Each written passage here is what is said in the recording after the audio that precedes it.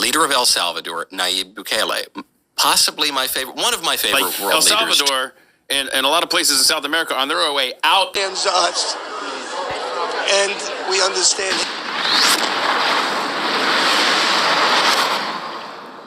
They don't have a democratic mandate. If they want a seat in the table, they should run for office. WEF, Soros, etc. Let the people vote. It will not be a pretty sight for them if the elections are free and fair. I mean, who elected Soros to dictate public policy and laws?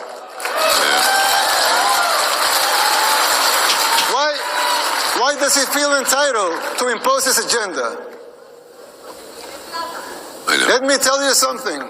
Soros and his cronies hit a brick wall in El Salvador. I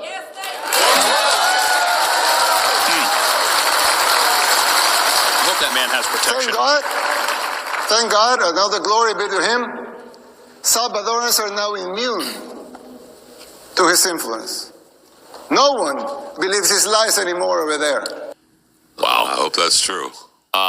Can you imagine back in the 80s and 90s us pointing to El Salvador's leader for inspiration? On any topic? Yeah, it just feels like Soros and the WEF had their attentions focused on the West, and now these little pockets of freedom are popping up in South America where they thought they had everything taken care of down there. You see El Salvador, obviously Argentina with Milei, but I love those two guys, and he had more last night. This is good stuff. The same thing was happening in El Salvador. In the span of less than a decade, gangs took control of the country and our society. It was all...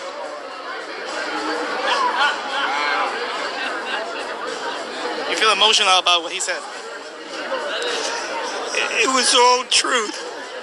Everything is truth. What's going on right now in America, he knows because it happened in El Salvador also. He understands us, and we understand him in El Salvador. I was really blessed because when he came off stage, he came around the stage, and I was right there. He bent down, and he shook my hand, and we held hands. And I started to get very emotional because... And you have a sort of connection with him? Well, the connection is that at our hotel, there's 5 El Salvadorian women who work in the kitchen. I got to know them in the last day or two, and they heard about Presidente Bukele going to be speaking, and they just were so happy and so grateful to him. They said, please tell him if you meet him, we love him. And I was able to do that, to tell him that story.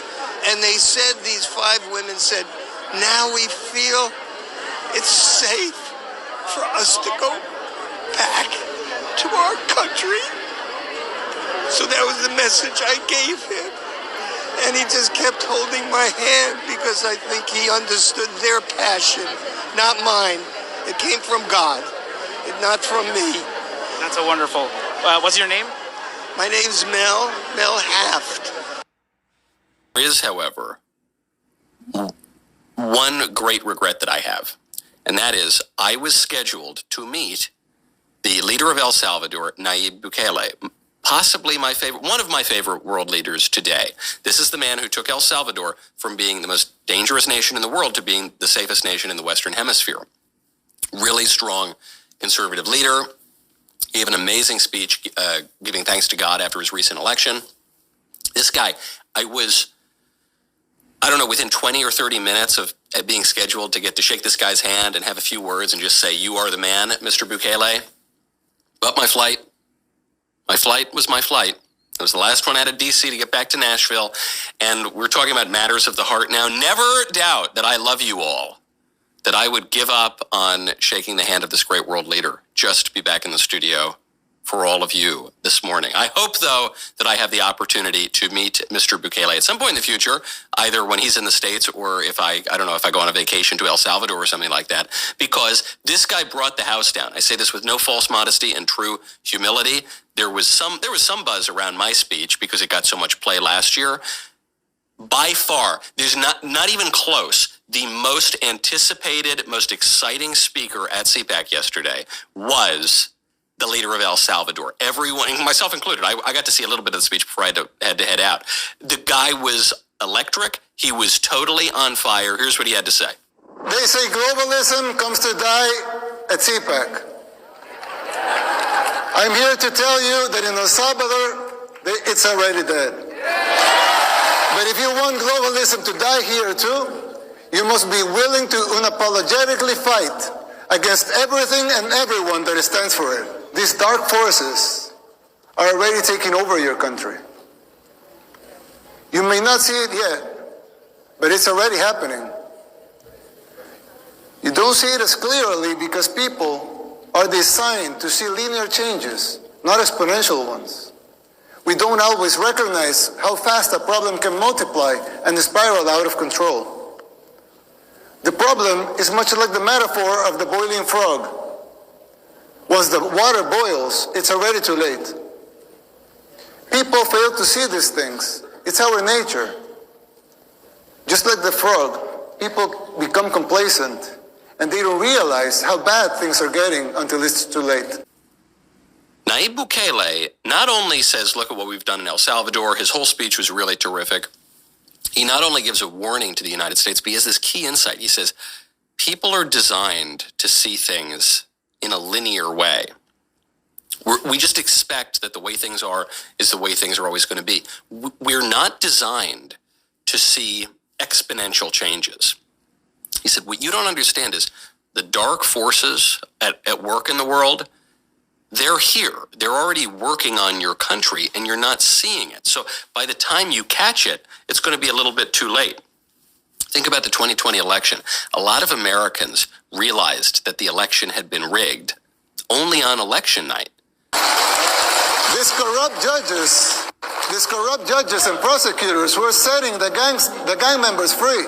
Letitia James. And Nancy Pelosi. And Nancy Pelosi. And it wasn't just the gangs. The corrupt system work in tandem with the so-called international community, the NGOs, and of course the fake news, just like it happens here in the United States. Seriously. Wow. So they're and like El Salvador and a lot of places in South America are on their way out of that kind of corruption, while we are stepping headlong into it. He said that we aren't, our water isn't boiling yet. It's pretty hot. It's toasty. Yep. It might be a couple bubbles over there. Oof, man, we're at the beginning of the boil. Sorry.